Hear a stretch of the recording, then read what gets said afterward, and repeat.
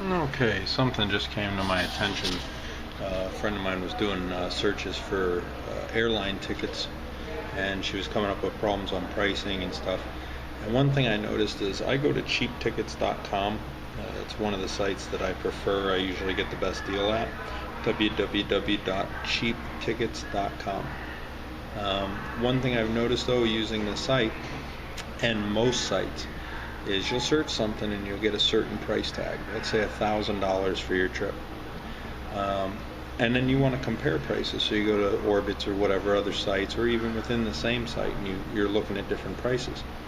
When you go back and try to search to do the same search so you can get the same price, because maybe that 1,000 was the best deal, what happens is now it moves up to 1,100 or 1,200.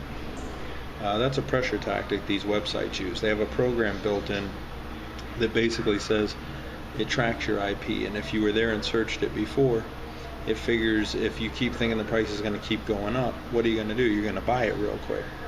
So it's a scam to get you to buy those tickets at, and again they get an extra couple bucks for that too. So one of the tricks to solving that problem is when you search and you have this problem, leave that page, shut off your browser completely, and go and delete your temporary files. Sometimes you need to delete your cookies too, just to get rid of this, but a lot of times just your temp files will work, because it logs your subnet mask IP address, which is made up new every time you reload. So you wipe that and you get a whole new one when you go back in.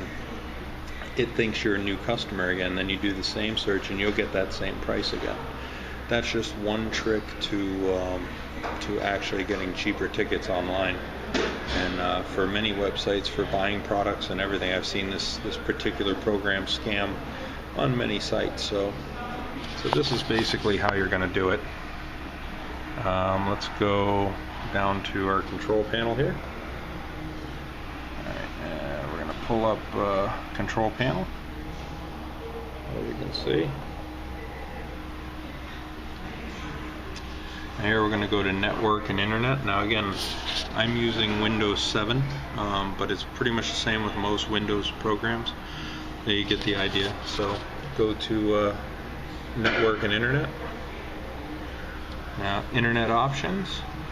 Now you can go right here to delete browsing history and cookies, but we'll just click internet options just to do it.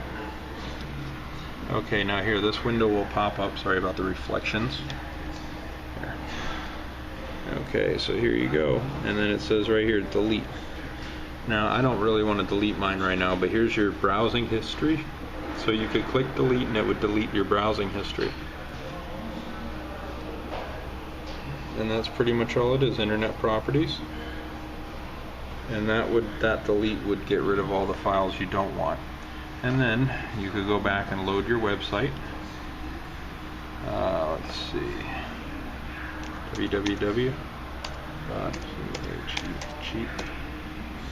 I've already got cheaptickets.com.